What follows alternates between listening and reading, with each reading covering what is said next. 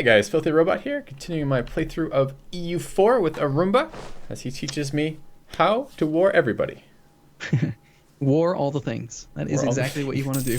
Got it. Anything that's not yellow, we make it yellow. Does Yep. that mean we're allied with the other yellows on the map? Probably not. No. And in fact, our goal is to exterminate every other nation. Oh, That is the purpose of EU4. it's Even a your lot of allies. nations. It's gonna be a while. Yeah. So I think one thing we might do, I don't want to play like so slowly, so like perfectly optimally that we don't get late into the game. So one thing we might end up doing here is maybe not declaring war as often as we can, just in favor of staying unpaused and letting some time pass, just so that you can see more things like technology and like institutions are coming up, and that's one of the things that I'd like to get to pretty soon. We've played so far, just for reference, we're on like episode 34, I think, right now. The year is 1459. We started in 1444, November of 44. So we've played for 15 years out of 377.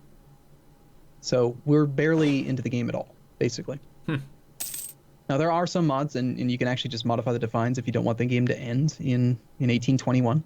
But things start to break down if you keep playing past the end date, because there's no technology. There's no more technologies to research, and eventually everyone has the same tech.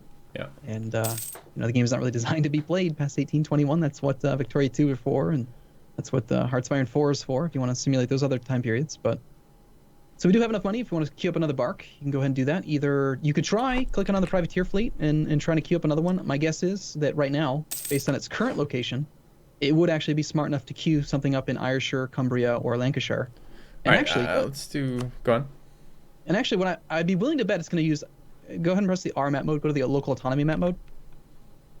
If it's not local autonomy, just press R again. I'm not sure how I know which map mode it is still. I mean, Should see bright green in Ayrshire, and then Cumbria, Lancashire. Everything we've conquered should be slightly yellowish. okay, got it.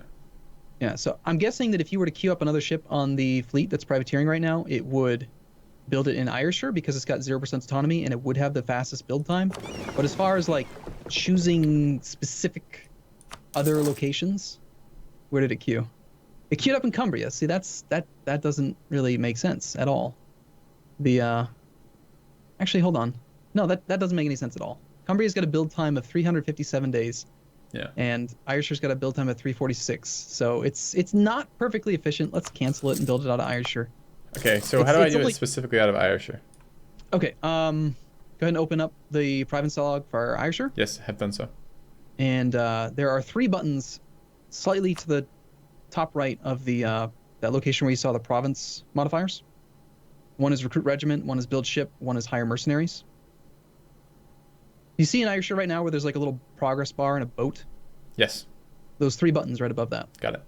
One of them will open up something to build land units. One of them will open it up to build ships. One of them is some mercenaries. If you want, you can use my keyboard shortcuts, which are AS and D for that. Okay.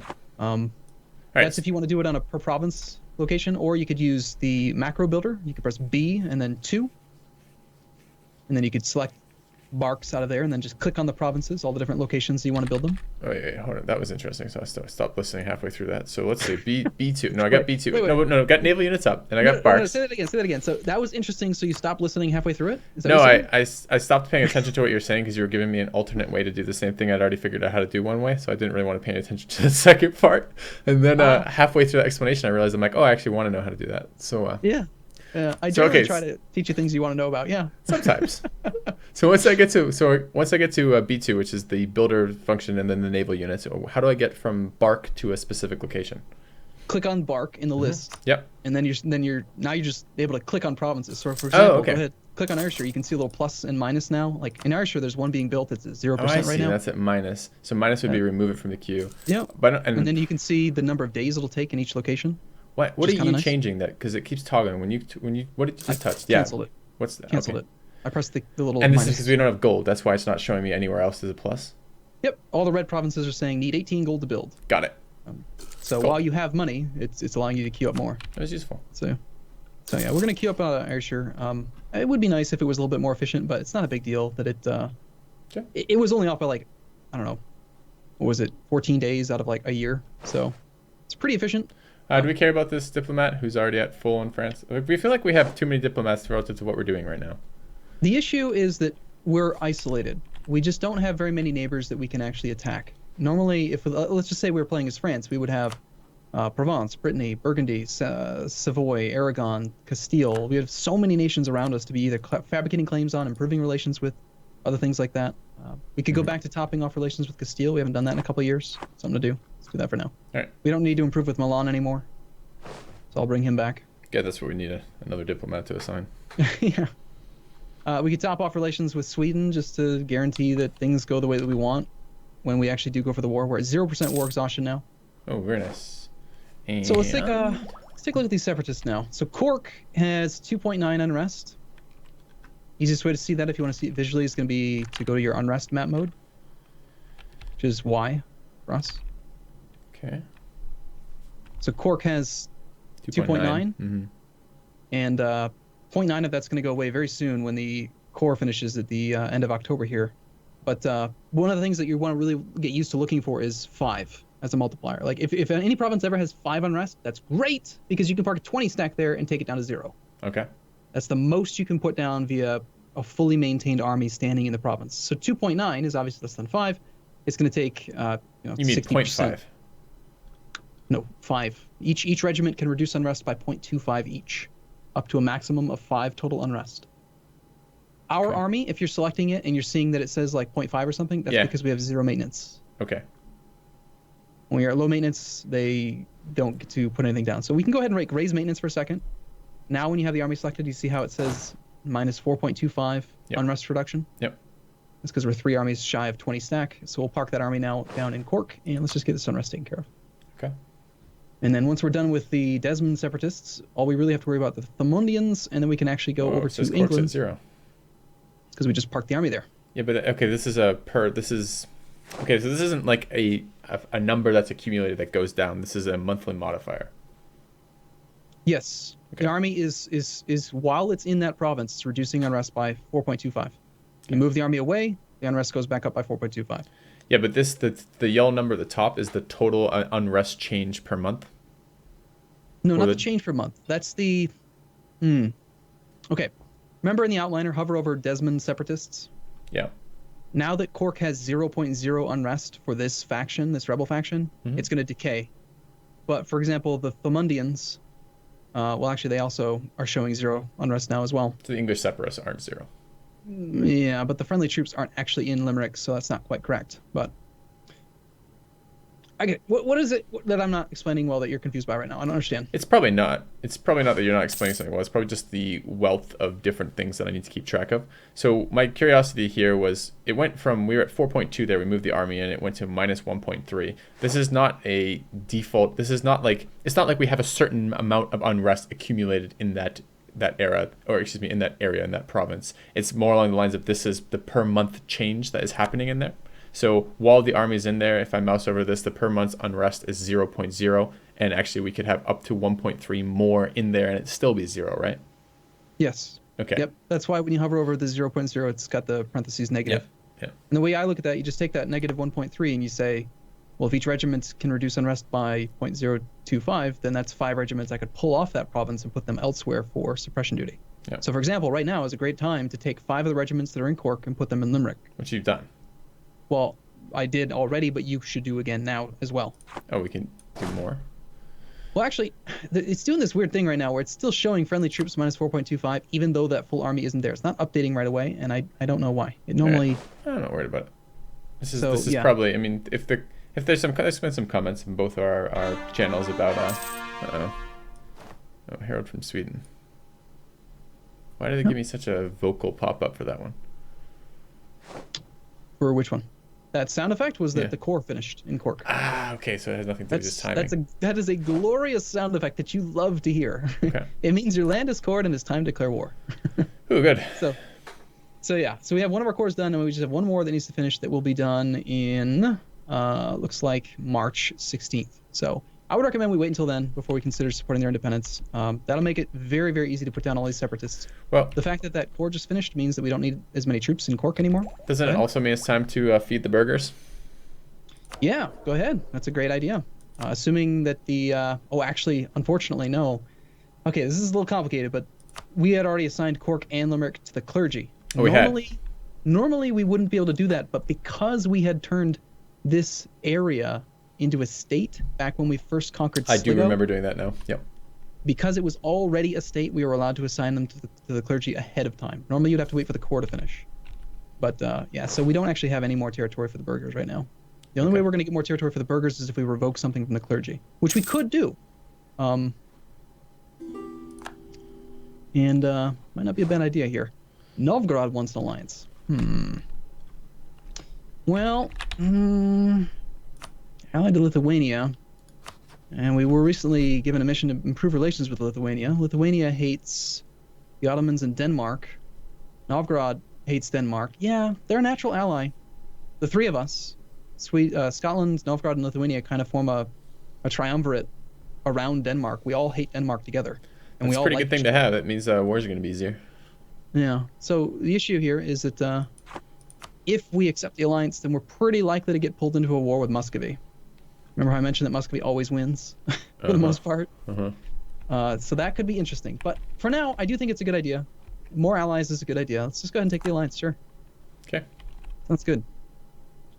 And might as well send that diplomat over there to improve relations with Novgorod then as well. I'll take care of that. Good. Okay, let's put down these rebellions, get our final core done, and move our army over to Scotland, Yorkshire, Lancashire, Cumbria, the English unrest provinces, and then we're ready for war. We should actually start pre-moving our army. Since we only have 5 transports, we won't be able to move the entire army at once, so we'll have to send it over in pieces. We're going to want to send it over to Sweden. We want it there before we declare the war because it's very, very likely that Norway plus Denmark will be a stronger navy than our navy. Okay. And we just want to dump our troops and run? Yeah, basically, while we're at peace, we're going to ferry our army over there and just sort of wave bye to Denmark. You know, and they're not. Denmark, there's no like. They're not going to give us the notorious like Civ stuff where it's your armies are on our borders. Nope. They don't care. Not at all. They're like armies on our borders. Welcome. No, they will respond slightly. They'll do things like if they see a large army, again, like we're rival to them, so they're going to be more aware of our army. And if our army is near their country, near their borders, they will maintain forts more often. They'll keep their maintenance slider set to a higher number in preparation in case you declare on them. It's kind of good, though. It means we're wasting their money. Yep. But they also are going to be aware of your maintenance slider. So if your army's standing there with no morale, they're not going to think it's as much of a threat as if your army's standing there at full morale. It's just reasonable. But we are going to want to ferry the troops over there ahead of the war. Okay. So, and actually, I'm going to go ahead and send this one ship that didn't get the mission automatically. You're privateering where again? In the English Channel? Possibly.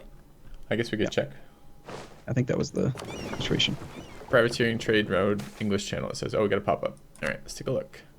Visit from some shady people. Okay. A few slightly shady-looking characters appeared at our court offering their service to our king. They claim to be willing and able to do things that any proper ruler would never deem to do publicly. Sounds good. Can we assassinate people with these yet? Spy network construction plus 20%. We probably don't actually need that for shit. We can refuse actually for 5 prestige or an excellent opportunity. Wait. Oh, that's our... Wait. How are they any different between the two options? So we have one of them which is from our special option because of our ruler. Based on Intricate Web Weaver? Yeah. Or Intricate Web Weaver. But it gives the same result exactly as It's an Offer. It's an Offer says we get shady people until 65. Oh, this is 5 more years longer. Okay. Okay. So I would take the prestige because we have too many diplomats.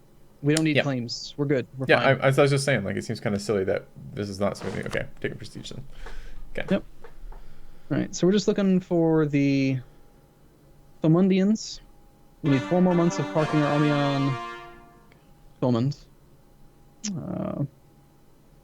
All right, so I'm gonna just do a little bit of quick math here to get this taken care of quickly.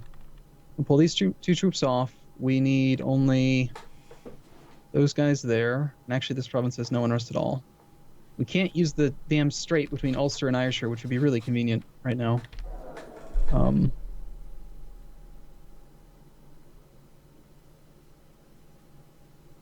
right, cool. So we're gonna start ferrying the army over to Lancashire now to put down the English separatists. I've pulled enough troops off of each of the provinces that had unrest so that we looks like that's interesting. Okay, so England just annexed Ulster. Notice how Ulster, the small little 1 province minor that used to be it's now English, that we used to be independent. Yeah. So rather than conquest via war, what he did essentially was diplomatic conquest. He offered vassalization, said, "Hey, you should be my subservient little slave vassal guy." Mm-hmm. And then after he was his vassal for 10 years, he then paid diplomatic points to integrate him. Instead of paying administrative points to core the land, he paid diplo points to effectively core the land. We do have a shit ton of diplo points. That's an interesting way to do it. What do you have to do to do that? You have to be nice. Be nice to people. Like like for example, Clan Ricard, the guy who we were originally allies with, but have kind of been planning on backstabbing. He's got negative 1,038 reasons for acceptance, but almost all of that's just because he's hostile toward us. If we were to play it nice with Clan Ricard, we could offer vassalization to him most likely. Gotcha. We'd have to be a little bit stronger, a little bit more development, but it's a little bit too slow for my liking right now. Gotcha. I have another question. We have enough technology accumulated for another military tech. Yeah. Is it worth doing that? Do we have to? Does it apply instantly to our troops, or do we have to upgrade them before we leave our borders? It does apply instantly. Okay. We would get access to a couple new unit types: men-at-arms, longbow, galloglass infantry. Mm-hmm. So that's good. And when you change your unit type, they do go their morale bar gets set down to 0. So you would have to wait 4 or 5 months to get them back up to full morale. Can they get morale as they're being shipped across? Yes, they can. Okay. But the main reason why you don't usually take military tech just whenever you can get it is notice how we have a negative 5% cost due to neighbor bonus. Yeah. Basically, we're not at war, so we don't need it, and there's a chance that someone could take the tech ahead of us and give us a bigger neighbor bonus. And unlike all other, it's not all other. Unlike in Civ 5 where you're making progress towards a tech, we actually make progress towards technology by accumulating the monarch points of, in this case, the military power points. And it doesn't matter that we're not taking this so long as we're not past our military power cap, right? Yes. Okay. Now there is one thing that is harming us so slowly over time, and that's this when you hover over the cost, hover over the little green bar. Yeah. It'll cost 633 points, Renaissance not embraced. So this is this institution system that we've kind of hinted around a little bit here and there. Yeah. You remember we got an event a number of years back, 10 years ago now, about the Renaissance spawning in Italy. So let's go ahead and take a look at the institution map mode. Eventually, we're going to get into this war with Sweden. This will cost 633. Mm-hmm. Oh, I see. Never mind. Okay. Yeah. So go ahead and click on any province in our country. Okay. Press the N key. That is the institutions map mode. All right. There's a little book thing. Remember where you clicked to build a boat? Yeah. There's a little book I see there. it. Yeah. The N key is a paradox thing, so I don't know. Okay. Figured we'd use that. But now we can see that these are the different institutions in the game: feudalism, Renaissance, colonialism, printing press, global trade, manufacturers, and the Enlightenment. Go ahead and click on the little face, the little icon itself for Renaissance. And now you can see a Renaissance map mode. And if you look down in Italy, right in Milan is actually where it was spawned. You can see that it's got that solid green color. Yeah. And you see the dashed green lines showing where it is spreading to. Yeah. So it's spread a little bit from when it first spawned. Most of the little nations down in Italy have embraced the Renaissance, but it's not spread everywhere. France has a little bit of spread. Our capital is at 13% spread. So it's going to be a while until we can actually engage the Renaissance and embrace the Renaissance. Every year that passes, we're going to have increasing tech costs of 1%. So 6 extra monarch points per year for each tech. So the trade-off then is a 5% discount versus a 1% increase per year. Right. Okay. So if someone techs up sometime in the next 5 years, then it offsets it. But if you want to be the first person there, or you need it for an important war or something, yeah, you could go ahead and tech up early. And those increases happen in January. So at the very least, we should wait till January before we consider taking the tech. Anyway, I just want to get this unrest taken care of. I do want to go to war. Okay, the Thumanians are going down. The Northumbrians are at 0.4. Why don't we take care of those guys first? We just park 2 troops over there right now and get that done. Let's bring these guys over. Cork does have positive unrest now, but because there is no actual progress, I effectively, in my head, just treat it like it's negative. It's got no unrest at all. Okay. Right? Because if it's at 0%, then it's going to take them 3, 4, 5 years to actually do a rebellion. Yeah. The Thomundians are now gone, so now we can pull the entire army over here. Ticked up to 80. Yeah. And now you can see where, let's say we had just declared this war against England while we had the cores not complete and we hadn't spent any time trying to put down these rebellions, then right while we're in the middle of combat with another nation who's got a superior navy preventing us from bringing our troops home, we would have English separatists. Yeah. And what they would want to do is, if they succeeded in their demands, they would just convert the provinces back to England. They would just give them to England for free. That would be really bad. It'd be really annoying. So you kind of got the idea of what we're doing right here with the English separatists? See how we're spreading the army out again? Yep, you're standing on it to make it so they're all as close to 0 without wasting troops as you can and get as many covered as possible. Yep, looks like Cumbria is actually taken care of already. Okay. It's going down fairly quickly with the guys there, the rebel faction. Yep. And now we actually don't even need very many troops here at all. Norway just fabricated on us. Let's go ahead and bring some troops over to Sweden. What we need to do, since we're not actually their ally and we're not supporting their independence, we do need to obtain military access through Sweden. So if you'd like to do that, we're kind of hinting with Sweden here that, hey, we might be willing to support you here. Let's come back from England. It'll be the fastest. You cannot land troops in their country without actually having military access. There are some paradox schemes. I'm looking through the options with them right now. Where will I see an option to do that? It's very bottom section called Access Actions. Access Actions. Ask for military access. Okay. Yep, just so click long as on they, yep. It's just a regular interaction. Say ask for military access, send. And they should say yes, and tomorrow we now have the ability to go into their territory. So we can send the Navy over here. Now you could, if you wanted to, actually ask for fleet basing rights, but that costs money, and that's silly. We don't want to spend money on that. We'll just park our Navy out in this sea tile, and then from the sea tile, disembark out of their province over there. Okay. So this is a little slow process where we basically have to do this manually for a bit. All we right. could use auto fleet transport. But I'm still making sure that the English separatists are Being coming down to suppressed. 0. Yeah. Get them all the way down to 0. We'll be good to go. We're about to hit the first. Ooh. Okay. So we got that tick where we were going to make a decision about the military attack. Yeah. I think we should take it. Now would be a good time to take it. Wait. Didn't we just make it go up in cost by going to the first? Yeah, it's only 1%. But if we'd taken it on the 31st, wouldn't we have gotten it without that 1%? Yes. Yes, we would. Okay. We should just take it now, because it's going to take like 4 months to get the rest of the troops over there, and we're going to declare war, so we want to get the new infantry type. All right, so yeah. we actually end up paying 1% more than we would have been, because no neighbors researched it. Yeah, but in the long run, usually somebody does take the neighborhood. You get the neighbor tech discount. I don't know. Don't sweat the small stuff, right? Are you kidding me? That's what you want to tell me is your motto now? Don't sweat the small stuff? Totally. All right, totally. we have like 33 episodes of sweating the small stuff. Yeah. All right, let's real quick go ahead and take a look at the superior unit types. So you got that new alert? You want to do this in the next episode? We should probably do this next episode. Yep, timing works out that way. All right, cool. We'll be back same time, same place tomorrow then. See you guys soon.